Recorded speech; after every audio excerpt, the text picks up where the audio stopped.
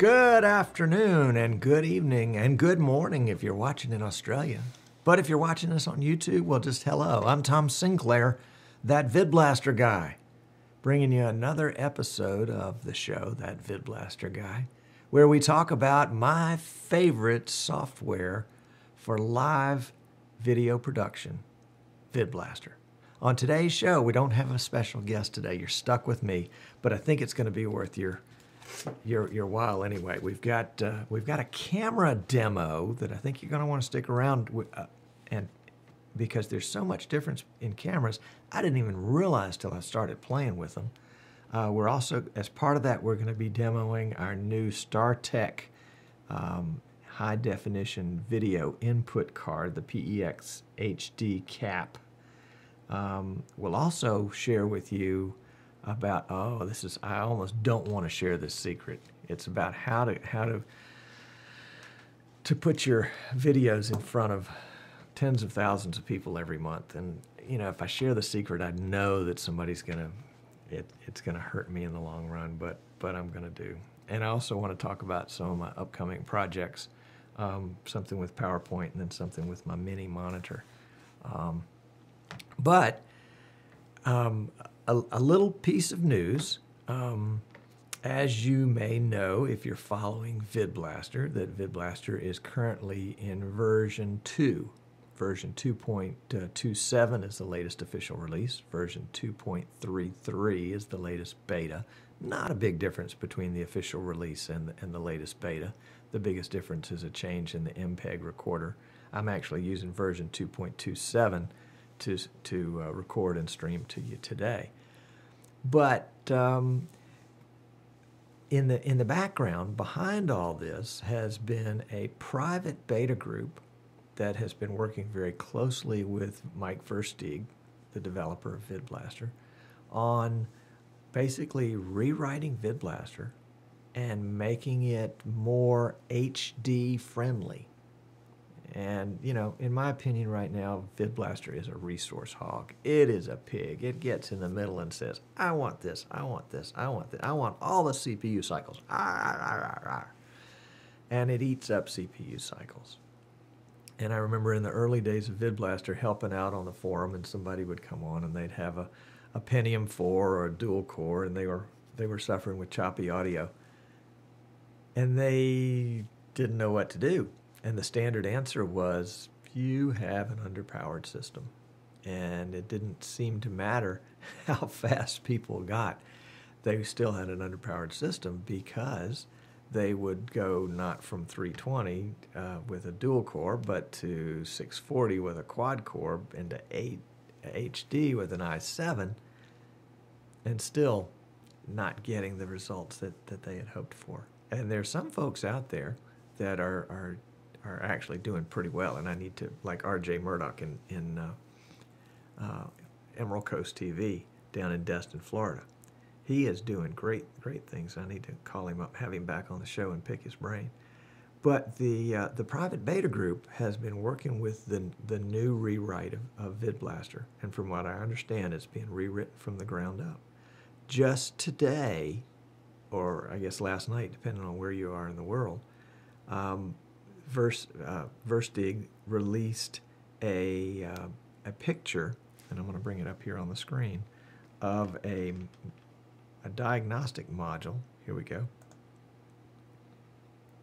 That is part of the new VidBlaster, and the purpose of this one, he released it in a tweet, and it said, created new memory diagnostic. Graph shows memory usage while playing three 720p H.264 videos. And as you can see from the graph, that we're using, you know, what is that? Maybe a half a gigabyte of memory for those videos. Now, we've also got some other kind of curious things about this diagnostic module. One is that it's got a place for audio, video, phase, and logic. And the second is that it's got a red line in the top of it at 1, 2, 3, 4.25 gigabytes of memory. Does that mean that VidBlaster is going to 64-bit? Does that mean that we're not going to have the memory limitations in VidBlaster that we've had in the past? I'm trying to dig out information from this graphic. Obviously, at face value, the graphic says that VidBlaster is going to be very efficient in its use of memory, of random access memory, by only using a half a gig to run 3 720p videos simultaneously. That in itself is huge news. But the fact that there's this hint that maybe something else is going on behind the scenes, and it's probably easier to get secrets out of Moscow or Beijing than it is going to be able to get secrets out of Mike Versteeg about what's going on with VidBlaster. So stay tuned. We keep getting these little tidbits now and again. Stay tuned. It may be that before you know it, we'll see that there's going to be a new beta, 2.34, or maybe even a version 3. That would be interesting. That would be a good time to bring in a new version when you've made a major upgrade to the system, like HD optimization. I've got to learn how to pronounce that word. But that would be a good time for a version 3. Now, lest I strike fear into people's hearts who have version 2 or who have just purchased version 2, and then suddenly this Sinclair guy starts a rumor that version 3 might come out, let me say first off, I have no inside information on a version 3. None at all. Don't know if it's happening, don't know if it is happening, when it's happening, but I do know that traditionally VidBlaster has had what I would call version protection. That is, if within a year of the release of a new version, you've purchased an older version, you have the ability to upgrade to the new version at no cost. And I can see people saying, whoa, what did he just say? All right, for example, if back in January of this year, January 2013, you purchased version 2 of VidBlaster, which would have been, actually 2.27, but it was a version 2 version. And let's say sometime this summer, to June of 2013, version 3 is released. Since your purchase was within a year of the release of that newer version, you would be granted a free upgrade. Now let's see Microsoft give you a free upgrade to Windows 8 if you just bought Windows 7. I don't think that's going to happen. Or maybe the newest Office suite, if you just bought the old version, are they going to let you upgrade to the new version for free? I don't think so. There are some rare occasions where I've heard, people could, what was it, when Windows 8 was coming out, then you could buy a PC that had 7 on it and get an upgrade to 8 when it was finally released, like you would really want Windows 8. I played with Windows 8 over the weekend, and it is an abomination. It is just, you would think that knowledge should build on knowledge. But what Windows 8 does is it says, forget everything that you've ever learned about Windows and about how computers work. We're going to do it totally differently. And I don't think that was a wise move. But this is not a Windows show. This is not a Windows roast. I really want to talk about some other things. So enough of that. And I want to give a shout out to the guys watching in the chat room and the ladies watching in the chat room today. Appreciate you tuning in live and glad to have you. Earlier today, I had some time as I was doing my show prep and wanted to test out my new StarTech. Let's see, get it up there where you can see it. It's a PEXHDCAP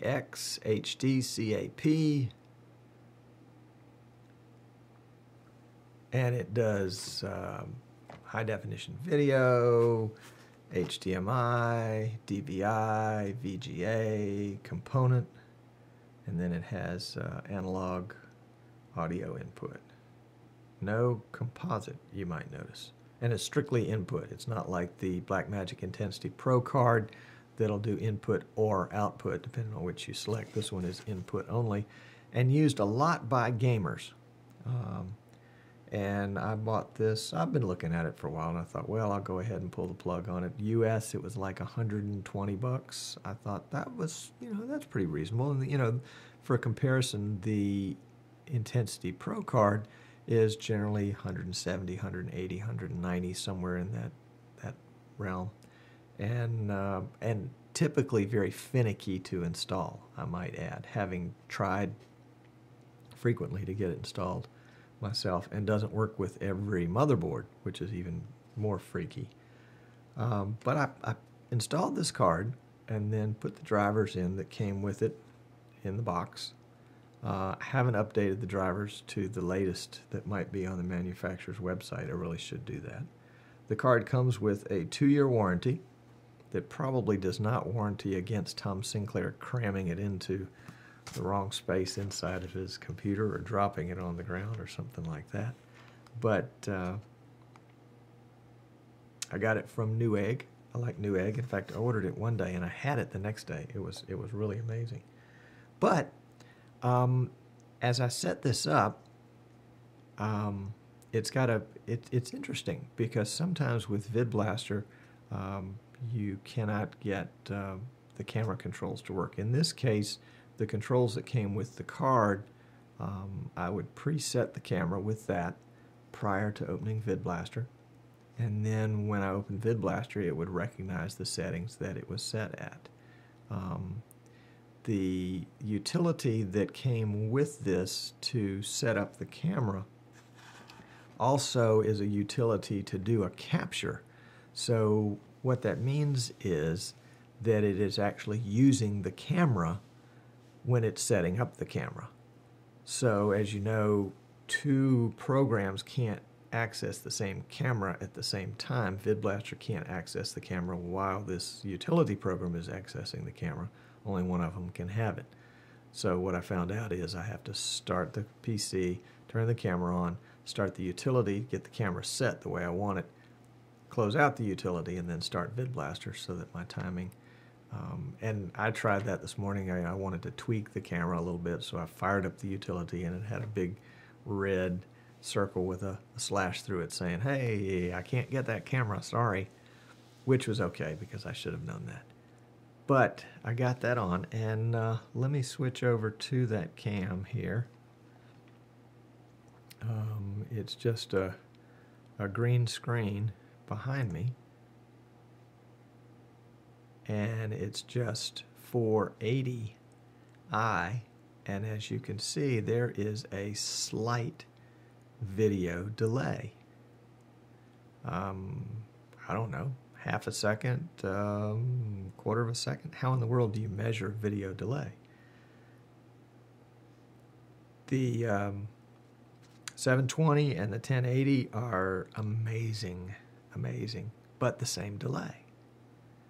And so I said to myself, this is kind of frustrating. I've got this new card, I've got this new toy, and I've got it, and it's got a delay in it. How can I do a review of this card on the show with a delay in the card? How can I tell folks this is acceptable?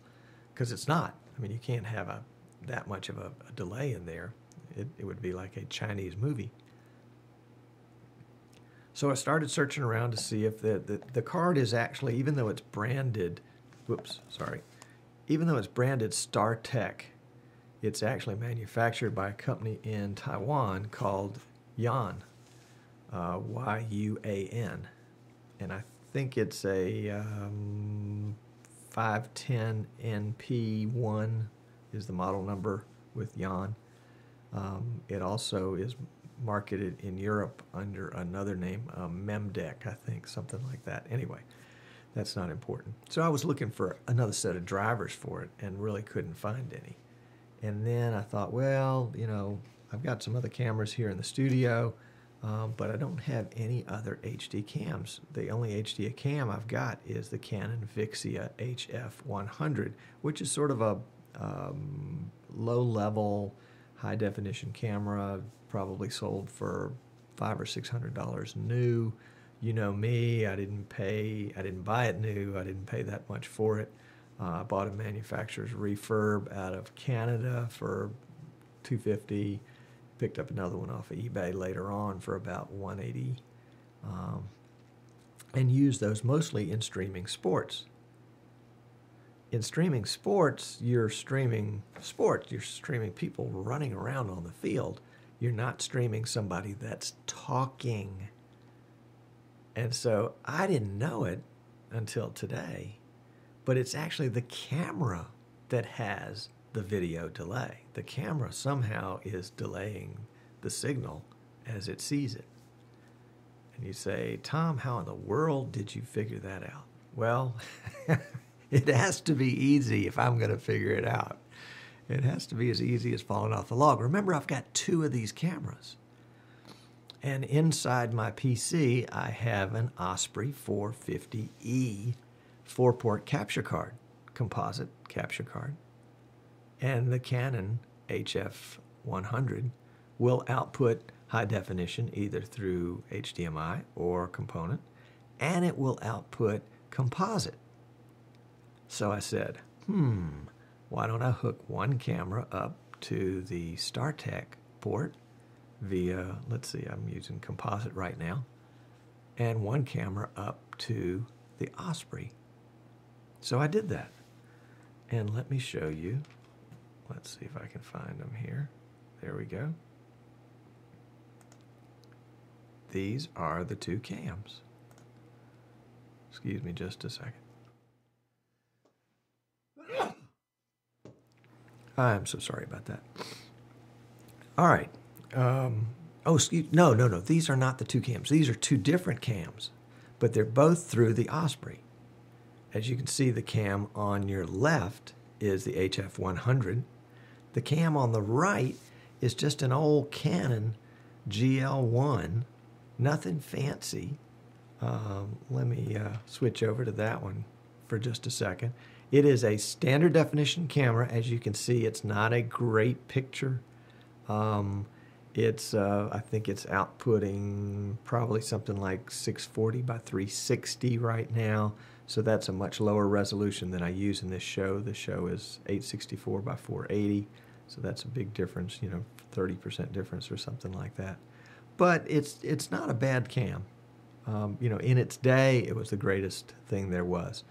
And I think you can see just the slightest bit of delay from live. And the audio is how you can turn it out. So let me put those two cameras back side by side. So we've got the Canon GL1 on the right, which is purely analog. The Canon HF100 on the left, which is using analog because it's coming out composite. Both of them are going to the Osprey 450E, so at the point they hit the 450E, they should be exactly equal. That is, any processing that happens inside the PC should be simultaneous from one cam to the other cam. So if there's a difference, it's got to be before it gets to the 450E. So you can see, we'll do my finger test here. Let's see, bring it up where you can see them. And you can see that the GL1, the older camera, is faster. How about that? I mean, lightning hit me this morning when I discovered this. My good old Canon HF100 that I was so happy with had a delay built into it. Okay, now both of these are coming in through the Osprey 450E, so both of them are coming in analog, and you say, okay, well, Tom, maybe if it comes in by component or HDMI, you won't have that delay. Well, we did. Let me turn this little graphic off. We'll do that one, put the graphic on. And what I've got here is VidBlaster's quad shot. top left-hand corner is my main cam. That's the Logitech 920. Top right-hand corner, the Canon GL1. Bottom left-hand corner, that's the StarTech card with the Canon HF100 on it. And bottom right-hand corner is the Canon HF100 with the Osprey. So let's look at the bottom two cams, and we'll do the finger test. And don't pay attention to the top cams. Pay attention to the bottom two cams. They are about the same. There might be a slight bit of quickness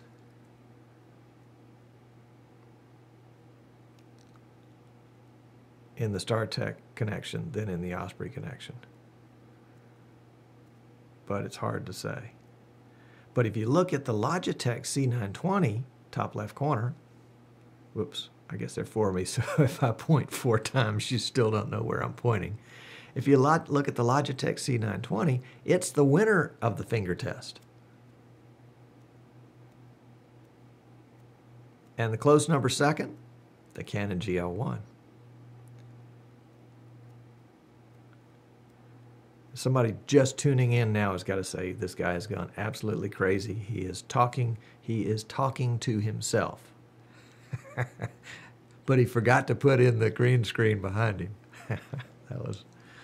We did that a couple of weeks ago.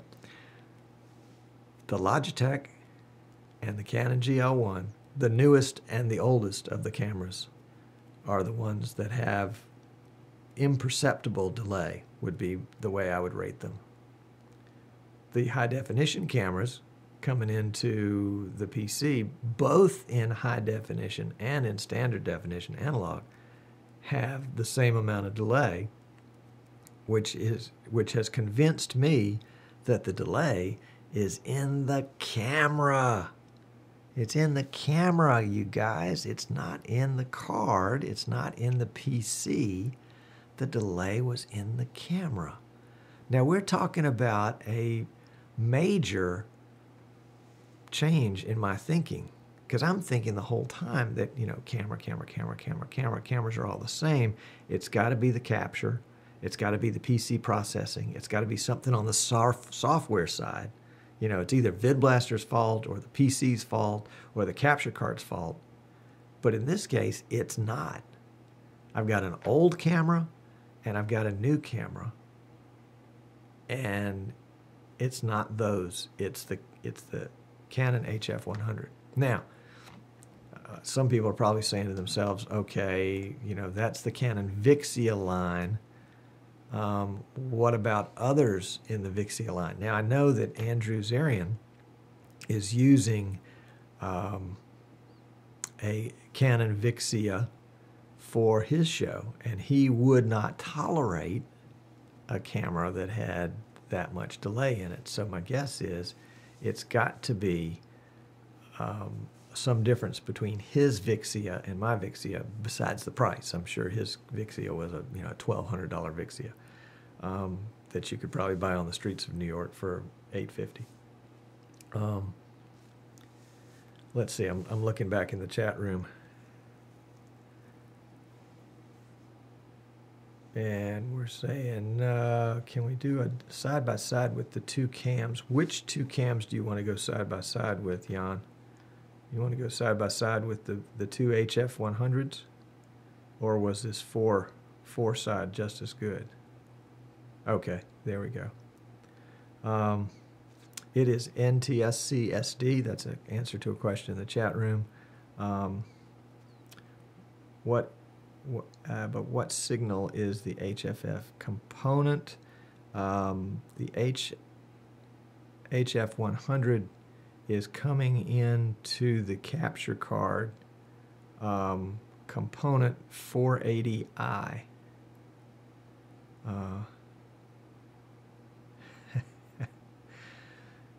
And Martin K is mentioning in the chat room that the HF100 probably has more digital processing that adds the delay and perhaps noise reduction.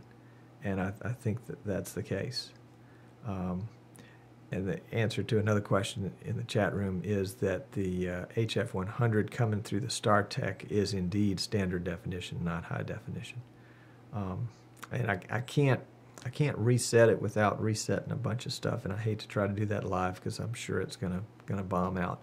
But take my word, when I tested this earlier, I did test the StarTech card with the Canon HF100 on both component and HDMI at 1080, and had the exact same delay as I did coming in the Canon. I should have set it up that way. That would have made more sense. No, I'm not going to try it now. Sorry about that. I should have set it up with this one being HD. But the delay was indistinguishable between the Canon HF100 coming through the StarTech at 1080p versus the Canon HF100 coming through the Osprey at probably 480 would be my guess. The camera doesn't have a composite setting, only components and HDMI settings. So it's the camera. It's the camera. So far as VidBlaster is concerned, we're getting from the Osprey, we're getting two Canon feeds, the GL1 and the HF100. They're both coming in composite, and in fact the GL1 has to be, I guess you would call it, upscaled from 360 to 480, and the HF100 is coming in at 480, so there shouldn't be any scaling of that because this show is in 480.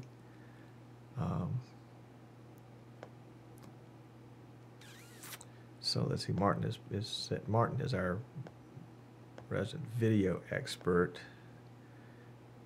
The component is standard definition, not H definition. That's right, and that also means that there's some down conversion going on, so that could add more delay.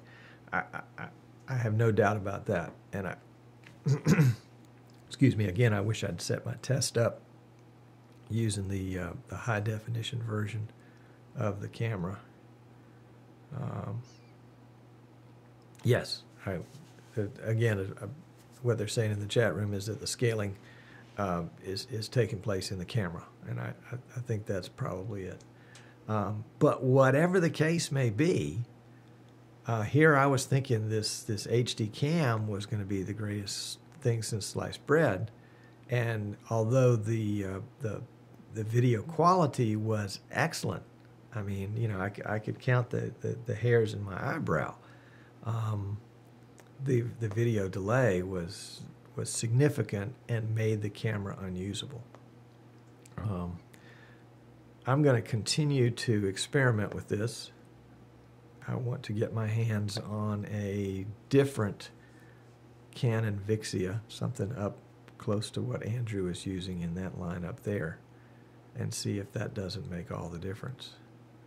So, and the other thing in the process of doing this, I was keeping an eye on the CPU usage, because that's one of the things that I think affects the quality of how VidBlaster is able to process audio and video. You know, keeping in mind that we're using Adobe Flash Media Live Encoder to stream it, so that's going to use some CPU cycles. You know, I didn't get to it at the beginning of the show, but remember the theme for this show is one guy with one PC. And so I'm attempting to do everything on one PC so that I can prove the case that you don't need a room full of 5 computers in order to pull off a really quality production, either in a studio or a home studio or a traveling studio. I really do think it can be done, and that's why I do this show. But I'd like to get my hands on a better high-definition camera and test out and see how it is. So if anybody out there has got one they want to share with me, I would be, I promised that I'd take good care of it. Anyway, all right, so And, you know, one of the things that comes up, and I appreciate Jan in the chat room mentioned it, about the ability to do an audio delay in order to sync up with your video. And that assumes that you either have one camera or that all your cameras are the same. If you have a mixture of cameras and some, like you can see, I'll get away from this four up display and go back to the other one. But with multiple cams of different manufacturers, perhaps even connected differently to your camera, you're going to have to, you wouldn't be able to maintain lip sync. I guess that's the problem, unless there was some way for the software to delay the video from the fast cameras and the audio from all of them. So that would be problematic. So the solution is, I think, and I was talking to somebody on the phone the other day doing a troubleshooting call, and we were talking about video and audio, and I said, you know, you've got to think about this like a chain. The chain starts with the camera, and it ends with the time it reaches the viewer at home watching on their PC. And that video goes through lots of different opportunities to change. If the camera is sending out, and let's just use today's as an example, if the camera is sending out a 480 feed, and your card is reinterpreting that to, and let's say it's upscaling it to 720, and that's going into software that's sending it back down to 480, and then it's going into a streamer that's taking it from 480 and sending it back up to 720. Who knows what's going to happen to that video by the time it gets to the end user. And that's an extreme example. I make that example in order to contrast it with the concept that you should, if possible, take the video from the camera at the resolution that you intend to work with it. If the camera, and again, that's got to mean that the camera can take that resolution and not have to downscale it internally. If the camera is designed for 1080, if you can maintain 1080 all the way through your system to your end user, I think you will have fewer problems with sync and with quality issues and CPU usage than you will if you are upscaling or downscaling throughout the process. Now, thank you for the overlay note. My friends in the chat room take good care of me. They don't want me to look like an idiot. Obviously, they need to try harder. The idea is that you will have fewer problems, I think, and have a better production if you have that consistency throughout your system. So as you're deciding what cameras to purchase, as you're deciding what captures, cards, and capture devices to use, as you're deciding about your PC, as you're picking how you're going to stream, golly, you know, we need to talk about internet connection as well. As you do all of that, try to build in consistency on the front end, because that will help you avoid all sorts of problems on the back end. Now, if you've got a room full of computers and a room full of cameras and a room full of capture cards that somebody gave you and you're just going to put them all together and do it on a budget, have at it. But keep in mind, as much as you can, keep that consistency throughout. And the same goes through for audio. And folks that watch this show on a regular basis know that frequently I struggle with audio. Sometimes I will make a recording and then play that recording, and you know, the recording for the audio is not the same audio level that you're listening to live. And so as you're putting all that together, and then add in that you're taking in audio from a Skype guest, or you're playing a video that's got audio with it. There are lots of different audio levels that have to be monitored, and we're not going to do that on today's show, but we will do that on a future show where we will go through and look at all the different audio levels that typically are involved from the mic all the way through to the end user, and all the different choices that are made, whether you know it or not, specifically about the volume. That's really where it comes into play the most. Anyway, that's my big discovery about cameras, that my good old Canon HF1 that I was using so faithfully for sports and worked great for sports because lip sync wasn't involved. It was what was going down on the field. And in fact, in a lot of ways, it made the announcers look a little smarter as they as they said things that were happening because they happened a little slower. We're going to take a break for just a second, kind of a revenue timeout, and let this guy talk to you about VidBlaster and how you can go about purchasing it. Hi, I'm Tom Sinclair, that VidBlaster guy. One of the reasons why I started the show, that VidBlaster guy, is so that I could show off the power and the ease of use of my favorite software, VidBlaster. Every week we do a live show that talks all about VidBlaster, and we have guests on that show how they're using VidBlaster and how they couldn't do what they're doing without VidBlaster. Anyway, you know the routine. The other reason why I started the show is because I'm a VidBlaster reseller. I want people, when they buy VidBlaster, to buy it from me. That way you get personal support from me, Tom Sinclair, that VidBlaster guy. You get my cell phone number. You get my email address. If you're in a jam and you need an answer, you've got somebody to call. Call me, Tom Sinclair. You can get VidBlaster from my website, thatvidblasterguy.com.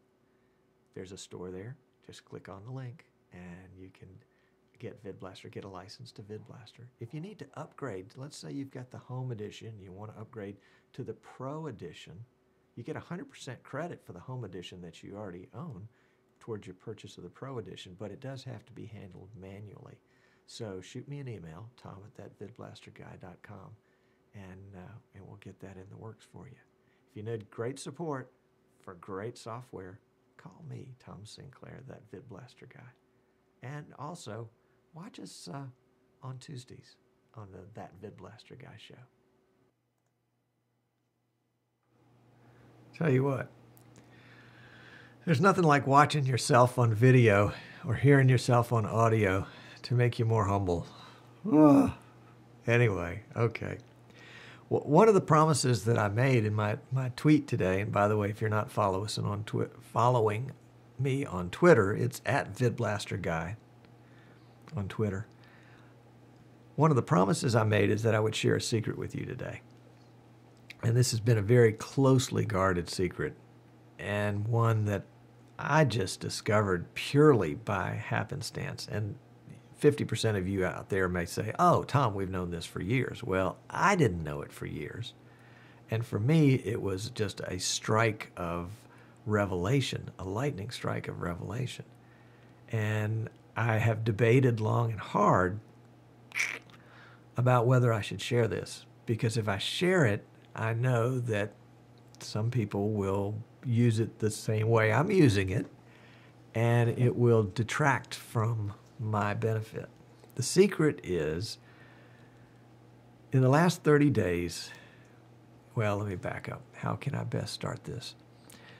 This show is streamed live on Tuesdays at 3 o'clock Eastern Time, and is also recorded and uploaded to YouTube for viewing on demand. Most of the folks that watch this show watch it on YouTube. Most people don't watch it live. Much greater audience at 3 o'clock in the afternoon. I said a much smaller audience at 3 o'clock in the afternoon on Tuesday afternoon than there would be whenever else you might want to watch it. So a typical video of this show will get, maybe 100 views the first week and 50 views the week after that. And as videos go, they kind of age. Some of them have taken on a life of their own. The second one I did with Alan Bunt on Church Video has almost got 2,000 views at this point. Some of the others, like the studio tour, took off very quickly and are still getting a lot of views. And if you're interested in those, you can go back into the archives and take a peek on them. I think I've got some bad links in my website, so I need to go back and fix those. Anyway, in in discussing with my good friend Amnon Nissan from Computers 2K Now, that's Sunday mornings at 9 o'clock Eastern, with it's just a bunch of old guys getting together and talking tech, and you think, what can a bunch of old guys know about tech? But these old guys know quite a bit about tech. And he streams his show through Bamboozer, and he chooses and Ustream simultaneously, and he chooses those because he wants to get what he calls drive-bys. That is, people that are just browsing through Bamboozer as if it was a TV and they were looking at different TV stations, or somebody that's browsing through Ustream the same way and sees his show and says, hey, I like this, I'll watch it. Keep in mind, all of this is happening live. And that is one of his models for attracting new viewers. I think it's a great model. I've used that in my soccer broadcast, where we would broadcast a high-quality video on pay-per-view and then a very low-quality video on Ustream. We used to cast for the pay-per-view, and then invited the Ustream viewers to come pay $1.50 or whatever the cost was and watch the higher quality feed. And it worked. A lot of people did pop up to the next one. And if you're doing 20 games in a season, you can buy lunch with all that money. Anyway, I thought, how can I do the same thing with this show, that VidBlaster guy? And I think part of the problem I have is the time period. 3 o'clock in the afternoon Eastern is not a good time for folks in the U.S. because 3 o'clock Eastern is noon in California. That's not a really good time to do the show, but it's the time I can do the show. It's a great time if you're in Western Europe, because it's right after supper and you can sit down with a cup of tea and watch that VidBlaster guy if you don't have anything else better going on. But how can I attract more viewers to my viewing on demand stored in YouTube? And quite by accident, and you guys probably get the phone calls all the time, you probably get the emails all the time of Google wanting you to use Google AdWords. Google AdWords. And I've used Google AdWords in the past for some other businesses, just to drive traffic to your website. And I had forgotten that Google bought YouTube. And so now within Google AdWords is a whole methodology for attracting viewers through YouTube, advertising through YouTube to watch a YouTube video. And you say, why would you want to advertise? Why would you want to spend money to get viewers? Well, you know how cheap I am. You know how much I don't want to spend $1. Well, I will confess to you that in the last 30 days, I have spent $11.02 to do this secret thing of mine. But by spending that $11.02, I put my videos for this show in front of 55,712 potential viewers. 55,712. 55,000 for $11. Wow. Wow. Now, all right, let me set the table for this a little more. The way this happens is by keywords. I decide what the keywords are. I put the keywords in, and I say, somebody's going to be thinking that they want to know about VidBlaster. So VidBlaster is a keyword. Or maybe they want to know about one of VidBlaster's competitors. So I'll put in that keyword too. Or maybe it's a particular function like instant replay or chroma key, green screen, virtual set. You see where I'm going with this kind of stuff? And those are the kinds of things that VidBlaster does well and that I am involved in doing and helping people do. And so when somebody's searching for something like that, I want them to find VidBlaster. Now, in some ways, YouTube has become, kind of the video Google search. If you want to find a video about something, you don't go to Google, you go to YouTube and search in YouTube. And so when somebody does a YouTube search for, let's pick virtual set, they're going to, and I can see people clicking away on their keyboards out there right now, virtual set in YouTube. You might just find that a past show from that VidBlaster guy shows up as the top listing. But if you look closely, you see that the background of that top listing is slightly shaded to indicate it's an ad.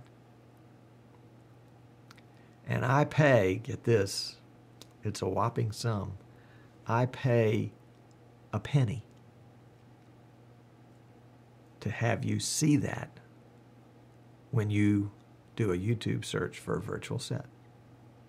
I do the same thing for chroma key and green screen and live video production and church broadcasting and sports broadcasting and instant replay. And the list of keywords goes on and on and on and on. And if you do a search for any of those keywords, I can tell somebody's out there, they just spent a nickel searching for 5 words, spent my nickel on their 5 words right now, searching for that.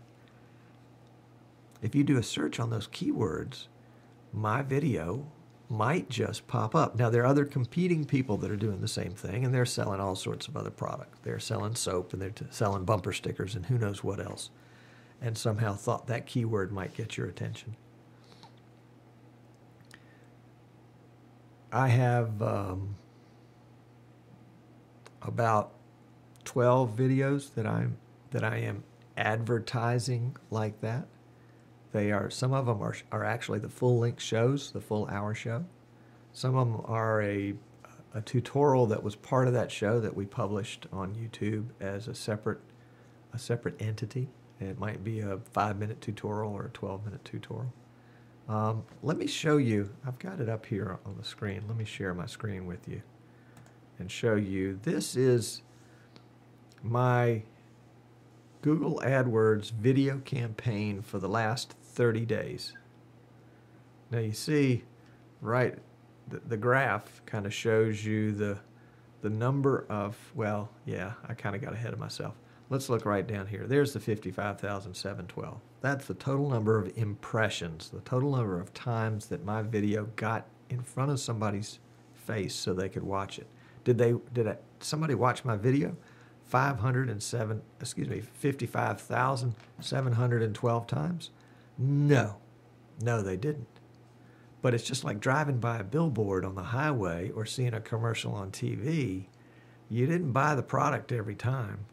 You might have driven by it a dozen times, or you might have seen the commercial 20 times on TV before you finally purchased the product. In this case, from my perspective, the purchase of the product is watching the video.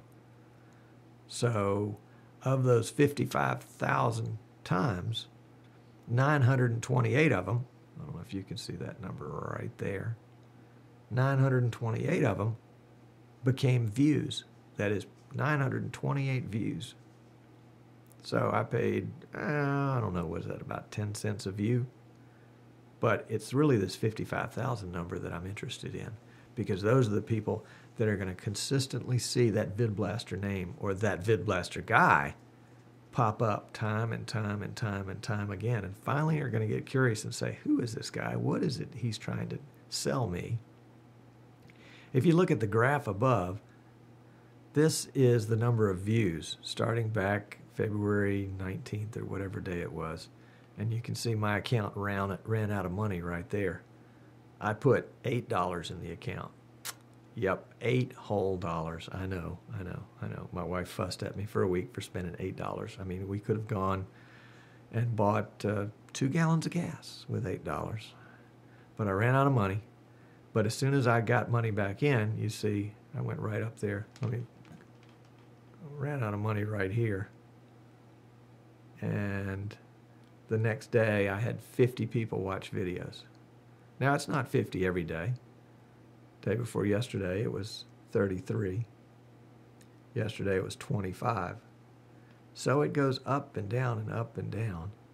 And they're different video. Well, let's see. We can go up here. This is a neat little tool. And we can just look at yesterday. And we can see yesterday we had 25. And I'll do the little drop down here. And we'll see that the show, it was a regular show where I did that that stupid that stupid interview with myself about the contest. That show, for some reason, let's see, let me get back. Sorry, I thought I was on that page. That show, for some reason, was seen, not the show itself, but the link to the show was seen 1,521 times. Yesterday. 1,521 times in one day. 1,521 opportunities for people to watch my show. How many times did it get viewed? It got viewed 19 times. And you look over here and you see that 58% of the people watched a quarter of the show. 42% watched half. 21% watched three-quarters of the show, and 11% of the people watched the whole darn thing. Well, 11% of the people is probably only 2 or 3, but that's okay. They got exposed to it. And it cost me 21 cents yesterday. Oh, my goodness. Let's see. How do I get back to where I was? Let's go back. And we'll show all of them. So yesterday also, the clip that I did, that was a 5-minute clip about a virtual studio, 262 people had an opportunity to see that. Of those 262, 5 of them did. It didn't do very well because most of the people gave up after a quarter of the show. It must not have been what they were looking for. But that's okay. It's that 262 number that I'm going after. Here's an interview I did, oh, golly, last year with Andrew Zarian. 59 impressions. What were the keywords for that? I don't recall. Let's go, let's change this, and let's go for the last 7 days and see what the numbers are for the last 7 days, because that can be a little bit more representative. Last 7 days, Interview Yourself show was 11,000 impressions. The virtual studio show was 2,600 impressions. Andrew Zarian and I got 464 impressions. And as you see down here, the show I did on the call screening service, I got 107 impressions in the last week. Now this is narrow niche stuff. You know, how many people are interested in call screening for internet TV shows? Well, 107 people know about it now that didn't know about it before. And you think about the cumulative effect of this. If in 30 days I can have 55,000 impressions for $11, if I do that for a whole year, it's going to cost me $121, and I'm going to have well over 500,000 impressions. Guys, that is my deepest, darkest, most closely guarded secret. And I'm sharing it with you today because I think it'll help you with what you're doing. And I'm willing to shortchange myself and share that secret because I know it'll help you. I also know a true fact of human nature, and that is that a significant number of you that are watching this show will say, oh, wow, that's a great idea. I can't wait to do that. Let's say that's 75% of you. 75% of the folks watching this say, I'm going to do that idea. Of that 75%, probably about 10% might get around to doing it eventually. So even though I'm sharing with you my most closely guarded secret, I share it with you knowing that most people don't ever get around to following through. There are too many barriers, too many hurdles. You got to set up a Google account. You got to spend $8. And you got to put it on your credit card. Oh, that's scary stuff. But I will say, I think that is one of the reasons why more and more people watch this show. More and more people watch it live. More and more people watch it on demand. And more people get to find out about VidBlaster and how easy it is to use and how great a job it does and what a super piece of software it is and all the different kinds of things that you can do with it. That is how versatile it is. And that's the purpose for this show. And so if it costs me $11 a month to do it, I am a VidBlaster reseller, full disclosure. One of the reasons why I do this show is to help people understand about VidBlaster, but also to sell VidBlaster to them. I'll make my $11 back. I think I'll do okay with that. Yep. Anyway, that's my most closely guarded secret. Don't tell anybody. Don't tell anybody. I've got some upcoming projects that I want to share with you. I'm kind of excited about. One of the things, let me grab some props here. One of the things that VidBlaster does that I have wanted to do for the longest time but haven't because I don't have the software, remember I'm cheap, is PowerPoint.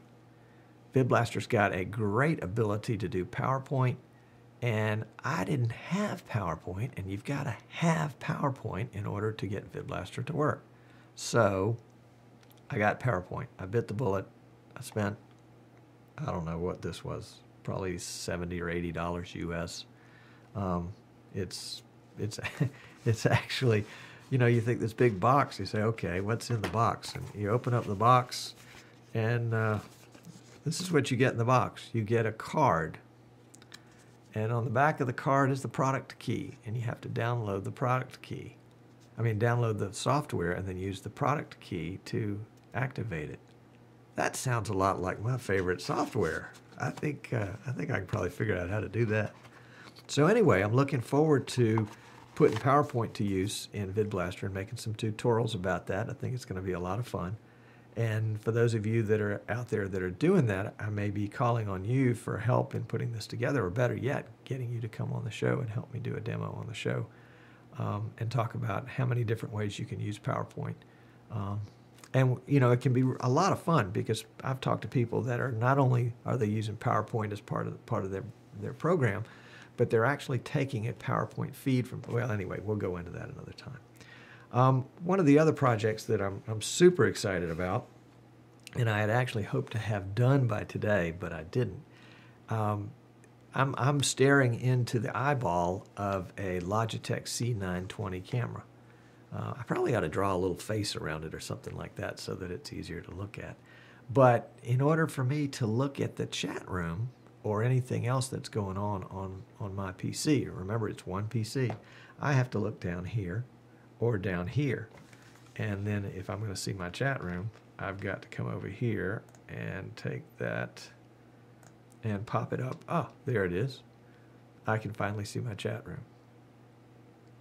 So what I want to do is take my chat room from my line of sight, which is right there, and I want to put it in my line of sight, which is right below the camera. And I'm going to do it by using this little guy. This is a cheap monitor. What is that, about 7 inches? Cost me probably, well, I spent a lot of money on this monitor. I bet I spent $40 on this thing on eBay. It's designed to go into the back of a car headrest so that the kid behind me can watch video. Well, I'm not going to use it for that. I'm going to mount it right up here, right below the camera, and I am going to use a device, another device that I bought to output the chat room to a third monitor. And the device that I bought, let's see if I can pull it out of here. Oh boy, isn't this wonderful? Oh, this is the good stuff. Sorry, generally I have a little cam pointing down on my desktop, but I used it for my examples today, so I don't have a cam in the right place. This is a, what is it called officially? Oh golly, I think I ate the paperwork. It is a Kensington universal multi-display adapter. And I think actually the adapter part starts here and goes this way. And it's got a USB connection on this end. And it has a DVI connection here, and then VGA here. And then I've hooked it up to a VGA adapter. And on the end of the VGA adapter is the little RCA video adapter. And then, oh, this is cool. I wonder if that'll plug right in together. Probably not.